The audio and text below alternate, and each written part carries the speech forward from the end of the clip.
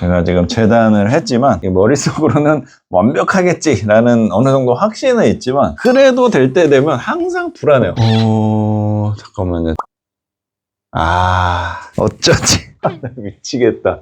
아니 여러분 어떻게 된 거예요? 제가 아까 할 때 이거를 말을 해줬어야죠. 안녕하세요, 톱스타 박정현 반장입니다. 오늘은 골드 폭스 보드로 화장실 단열 작업을 좀 하고 있습니다. 질문 한 가지 할 텐데요. 여러분 화장실 추워요? 안 추워요? 이렇게 질문을 하면 안 춥다고 대답하시는 분들은 아마 아파트에 사실 가능성이 큽니다. 아파트 같은 경우에는 여러 층으로 이루어져 있기 때문에 일단은 1층하고 끝층이 아닌 이상 천장과 바닥은 춥지가 않아요. 그리고 아파트 화장실은 대부분 방들에 둘러싸여져 중앙에 있기 때문에 춥지가 않습니다. 베란다처럼 벽 자체가 바깥 벽이랑 맞닿아 있으면 추운 건데, 쉽게 말하면 화장실은 방들에 둘러싸여 있기 때문에 춥지가 않다라는 거거든요. 그리고 꼭 우리 집이 아니더라도 옆 세대에서 또 한번 보호를 해주기 때문에 춥지가 않은 겁니다. 우리 집 화장실은 추운데? 라고 말씀하시는 분들은 아마 동 끝 세대에 사시거나 1층이거나 천장에 사실 가능성이 커요. 어찌됐든 저찌됐든 아파트 화장실은 그렇게 춥지가 않습니다. 첫 번째 질문에 춥다고 대답하시는 분들은 아마 주택에 사실 가능성이 큰데요. 주택은 대부분 독립적으로 있기 때문에 바닥에서도 냉기가 올라오고 천장에서도 냉기가 내려오고 벽들에서도 다 냉기가 침투하기 때문에 화장실이 추울 수밖에 없는 거예요. 근데 얼핏 생각하기에 화장실은 왠지 단열을 안 해도 될 것 같다는 그런 생각이 들거든요. 타일 같은 걸로 둘러싸여 있다 보니까 왠지 뭔가 좀 짱짱하게 보호해주는 그런 느낌이 들어서 그럴 수도 있는데요. 절대 그렇지 않습니다. 화장실 단열 안 해주게 되면 이제 추운 거는 둘째치고 결로가 장난이 아닙니다. 아파트 공사만 전문으로 하시던 분들이 주택 공사를 하게 되면 화장실 단열을 간과하는 경우가 생기는데요. 이러면 정말 난리 나는 거예요. 지금 보여드린 사진이 저희 집 사진입니다. 제가 저희 집에 처음으로 주택 공사를 했는데 화장실 단열 안 해가지고 이 꼴이 난 거예요. 화장실 단열이 얼마나 중요한지는 더 이상 말씀 안 드려도 되겠죠. 그래서 오늘은 화장실 단열을 해볼 건데요. 골드 폭스 보드라는 자재로 단열을 해볼 겁니다. 골드 폭스 보드가 시공이 굉장히 간편해요. 그 외에도 말도 안 되는 미친 장점들이 있는데 그건 차근차근 설명드리기로 하고 골드 폭스 보드 시공하는 모습을 한번 보여드릴게요. 지금 바르고 있는 거는 티렉스라는 초강력 접착 실리콘이고요. 초기 접착력이 굉장히 강한 제품이에요. 제가 영상에서도 한번 보여드렸는데 군데군데 좀 촘촘하게 찍어줘야 되겠죠. 이렇게 찍어주시고 단열할 벽에다가 이렇게 하면 끝이에요. 이게 초기 접착력이 있어가지고 그냥 양면 테이프 붙이는 것처럼 그렇게 딱 달라붙거든요. 근데 초기 접착력이라서 이렇게 좀 움직이기는 해요. 이렇게 움직이면서 틈새를 이렇게 확보해주면 되는 거거든요. 이 틈새는 손가락 틈새라고 해서 손가락 하나 정도 들어갈 정도의 틈새를 만들어 주시면 돼요. 제가 단열 영상 보여드리면 이 틈새 왜 만드는지 물어보시는 분들 많은데 영상 끝까지 보시면 알게 됩니다. 이렇게 마사지 하듯이 골고루 좀 눌러줘야죠. 그래야 고르게 밀착이 될 수가 있으니까요. 이런 식으로 단열재를 붙이는 건데요. 화장실이니까 타일을 붙여야 되잖아요. 근데 이 위에다가 바로 타일을 붙일 수가 있습니다. 제가 지금 하는 말에 약간 감흥이 없으신 분들은 이게 얼마나 획기적인 일인지 아마 잘 모르실 텐데요. 단열재라고 하면 핑크색으로 된 거 아마 많이 보셨을 거예요. 이게 벽산이라는 브랜드에서 나오는 아이소 핑크라는 자재인데요. 압출법 단열재입니다. 단열재를 이렇게 쭉 압축해가지고 짱짱하게 만들어 놓은 단열재라고 생각하시면 돼요. 압축법 말고 우리가 흔히 알고 있는 스티로폼 있죠? 알갱이 같은 거 막 있는 거, 그런 걸 비드법 단열재라고 하고, 이런 알갱이가 없이 밀도가 야무진 걸 압축법 단열재라고 합니다. 압축법 단열재로 만약에 이 벽에다가 단열을 한다고 하면 여기다가는 타일을 바로 붙일 수가 없습니다. 그냥 붙일 수 있을 것 같은데 없어요. 안 돼요. 여기다 붙일 수가 없어요. 그래서 타일이 붙을 수 있게끔 단열재 외에 별도로 뭔가를 붙여줘야만 타일 시공을 할 수가 있는 거거든요. 그런 자재들이 시멘트 보드나 석고보드 같은 이런 자재들을 사용해서 하게 되는데, 석고보드는 타일을 붙이기에는 정말 좋은데요. 석고보드 자체가 썩는 자재예요. 아무리 방수 석고보드라는 걸 써줘도 습기가 침투하거나 뭔가 잘못되거나 자연적으로 오래됐을 때는 문제가 생길 수밖에 없습니다. 지금 보고 계시죠? 저희 집이 지금 이렇게 된 거예요. 석고보드가 아예 다 썩어가지고 타일이 이렇게 떨어질 정도로 이런 상황으로 되는 겁니다. 물론 전체적으로 타일까지 기밀하게 공사가 되면 습기가 침투할 수가 없기 때문에 때문에 하자가 안 날 수도 있겠지만 날 가능성이 크다는 거죠. 그래서 썩지 않는 자재인 이 시멘트 보드라는 걸 사용하기도 하는데요. 이 자재는 시공이 힘들어요. 자르기도 힘들고 붙이기도 힘들어요. 아무튼 이런저런 단점들이 많이 존재하기 때문에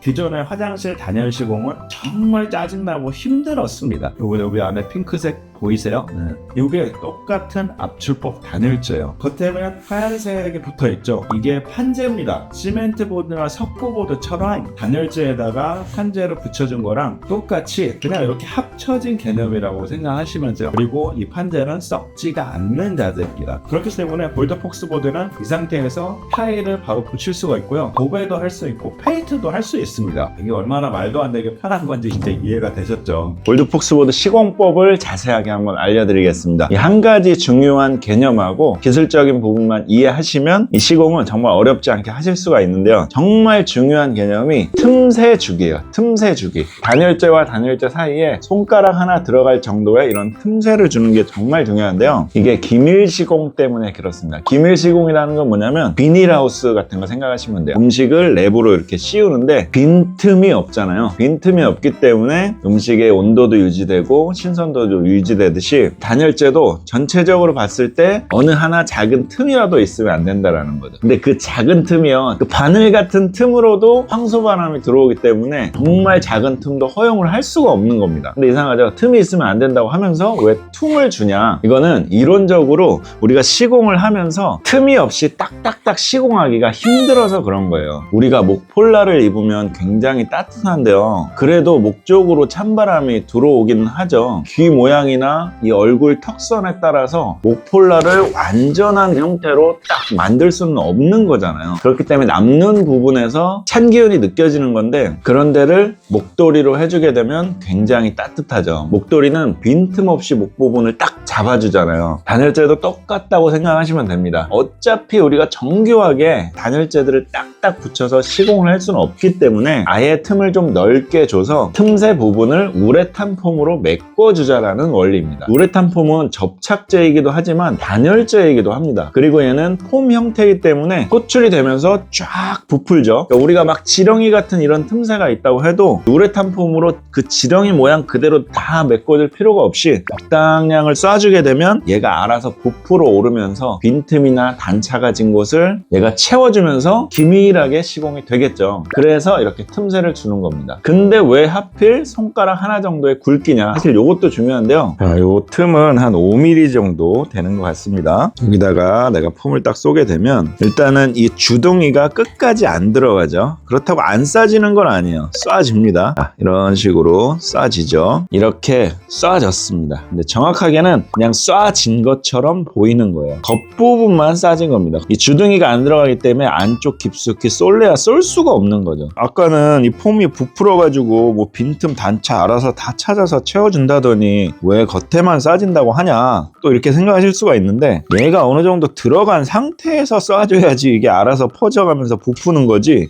안까지 들어갈 수가 없어요. 그래서 요거를 나중에 제거를 해보게 되면 이렇게 쏴진 것 같지만 실질적으로는 이렇게 겉에만 쏴졌을 가능성이 크다. 다시 이렇게 그대로 틈이 보이고 있죠. 하지만 이렇게 손가락 틈을 주게 되면 폼 주둥이가 끝까지 들어가면서 안쪽에서부터 이렇게 채울 수가 있는 거죠. 지금 싹 부풀고 있죠. 안쪽에서부터 채워주면서 바깥으로 부풀어야 이게 정상이지 겉에만 싸지고 겉에만 부풀면 실질적으로 안쪽은 채워지지가 않는 거예요. 이게 단열재 두께만큼 그대로 우레탄 폼도 채워져야만 이 정도 두께의 단열 성능을 낼 수가 있는 거겠죠. 맞잖아요. 이 단열재를 내가 100mm짜리 최고급 단열재로 했는데 틈새를 만들어 놓고 겉에만 폼을 찍 쏘게 되면 그 부분은 사실상 100mm 단열재 효과가 아니고 집동만큼밖에 없는 거잖아요. 그러면 그건 기밀 시공이 아닌 거죠. 사실상 그렇게 되면 100mm 단열재를 쓸 필요가 없는 겁니다. 돈 낭비하는 거예요. 돈 낭비. 그렇기 때문에 이 우레탄 폼을 야무지게 쏴주는 게 중요한 거고 손가락 틈새가 중요한 거예요. 시공 방법을 한번 보여드릴게요. 지금 시공하는 거는 티렉스를 이용해서 시공을 할 거고요. 원래는 우레탄 폼을 많이 이용합니다. 우레탄 폼으로 접착을 해서 시공을 하게 되는데 이게 타일처럼 이렇게 평평한 벽은 이게 굉장히 좋고 편하더라고요. 왜냐하면 우레탄 폼으로 시공을 하는 거는 이 우레탄 폼이 부푼다고 말씀드렸잖아요. 그렇기 때문에 좀 오랫동안 계속 잡고 있어줘야 돼요. 그렇지 않으면은 이 폼이 부풀어 가지고 단열재가 벽에서 떠버리거든요. 그렇게 되면 처음 붙여놓은 단열재와 단차가 생기게 되고, 단차가 생기게 되면 마감 품질이 안 좋아지기 때문에 여러모로 평평하게 면이 맞아줘야 되는데 부푸는 성질 때문에 그게 굉장히 힘든 거예요. 그리고 또 한 가지는 뭐냐면 우레탄 폼은 초기 접착력이 약합니다. 초기 접착력이라는 건 뭐냐면 우리가 테이프 벽에다 딱 하면 바로 붙잖아요. 초기 접착력이 있기 때문에 그런 거거든요. 근데 우레탄 폼은 초기 접착력은 없어요. 근데 이 티렉스는 접착력도 강력하지만 초기 접착력도 좀 말도 안 되는 정도의 성능이라 이렇게 평평한 벽에는 티렉스를 활용하니까 굉장히 좋더라고요. 제가 이거 직접 영상도 찍어보고 말씀드리는 거니까 영상도 한번 보시면 좋을 것 같고요. 장점이 있으면 단점도 있겠죠. 이렇게 평평한 벽이 아닌 울퉁불퉁한 벽 같은 경우에는 오히려 또 우레탄 폼을 사용해줘야 되겠죠. 이런 티렉스를 이렇게 울퉁불퉁하고 단차가 심한 곳에 시공을 하려면 엄지손가락만하게 두껍게 막 이렇게 짜줘야 되는데 그거 자체도 비효율이고 이것도 금액이 싼 게 아니기 때문에 돈 낭비가 되겠죠. 벽체 상태에 따라서 조금 선택을 하시면 될 것 같은데요. 지금 보시는 것처럼 이렇게 초기 접착력이 생긴 거예요. 바닥에서도 떨어지지 않게 이게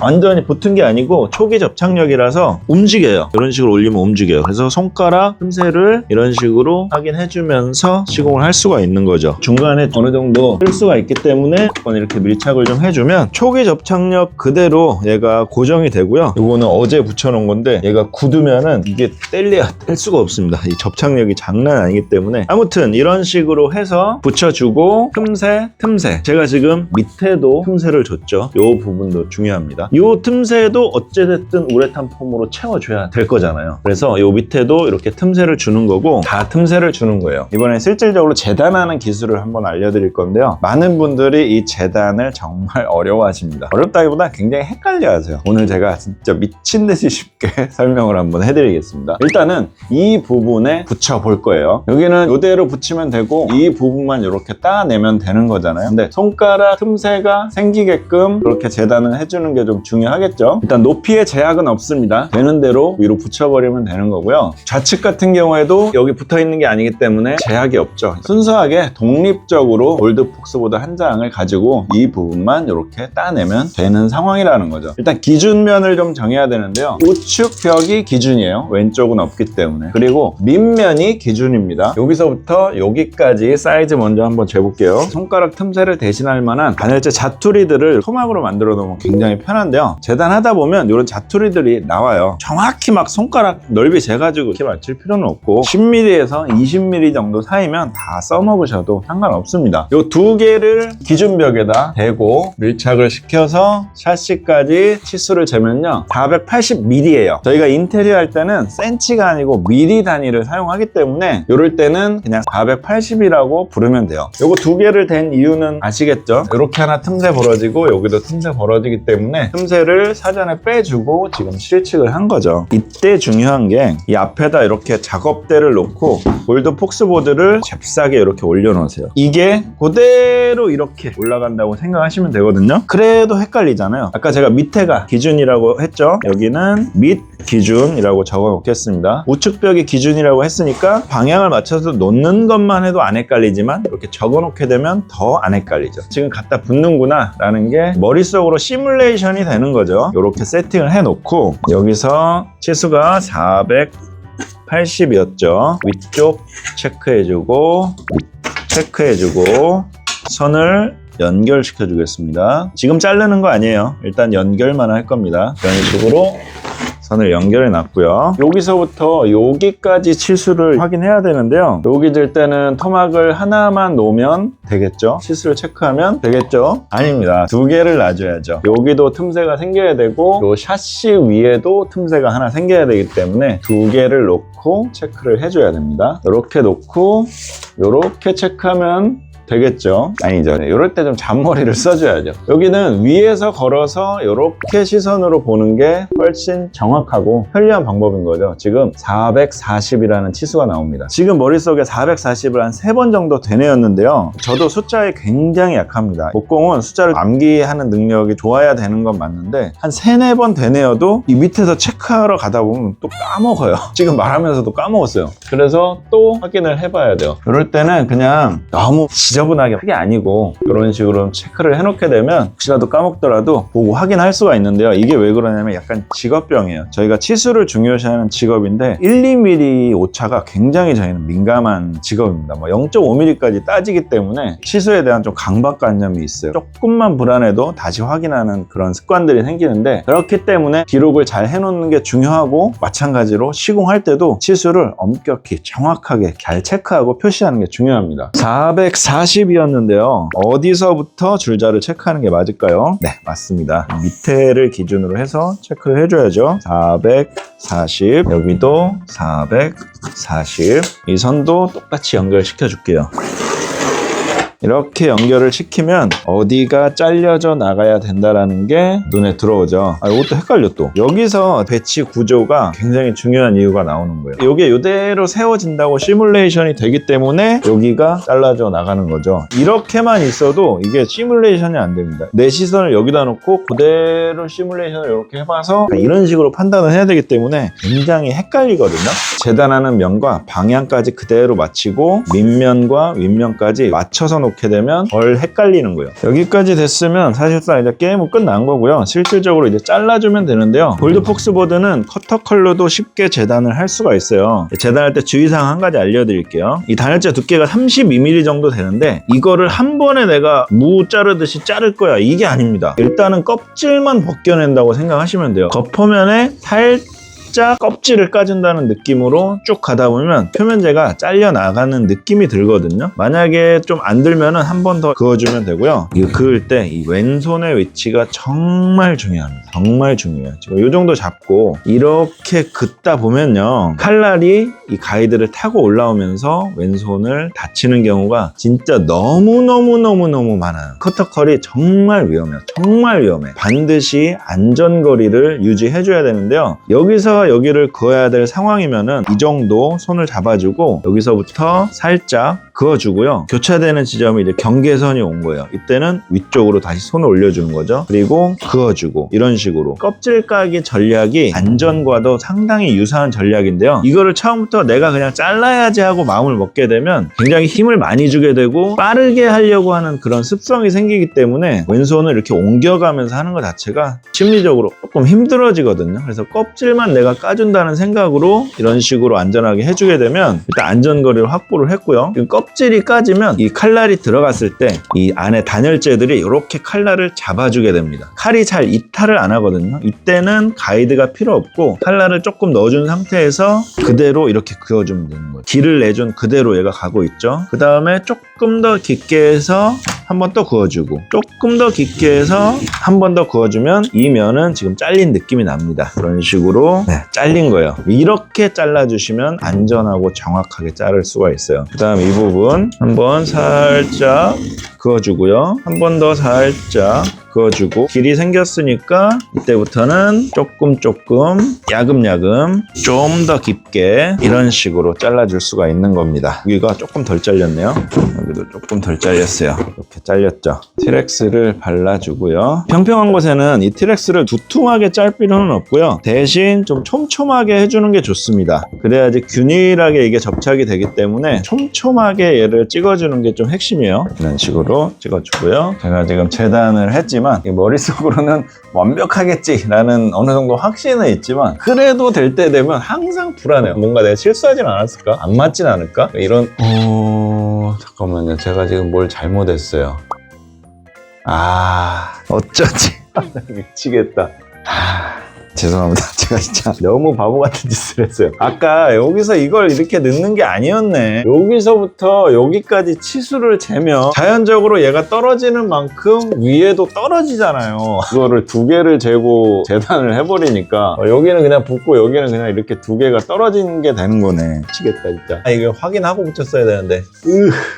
아니 여러분 어떻게 된 거예요? 제가 아까 할 때 이거를 말을 해줬어야죠. 그게 아니라고. 완전 바보 됐잖아요.